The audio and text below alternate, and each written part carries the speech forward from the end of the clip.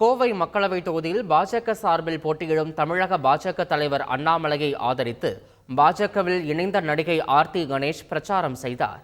கோவை ராமநாதபுரத்தில் அமமுக பொதுச் செயலாளர் டிடிவி தினகரன் பங்கேற்கும் பிரச்சார கூட்டத்திற்கு ஏற்பாடு செய்யப்பட்டிருந்தது.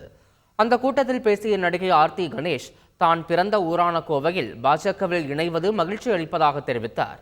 எம்ஜிஆர் ஜெயலலிதாவிற்கு பிறகு ஒரு நல்ல தலைவரை தாம் பார்க்கவில்லை என்றும் திமுக அதிமுகவிற்கு சிம்ம சொப்பனமாக அண்ணாமலை விளங்குகிறார் என்றும் கூறினார். அந்த ரெண்டு பேருக்கும் சிம்ம சொப்பனமா வந்தார்ல யாரு கேட்கல, யாரு கேட்கல.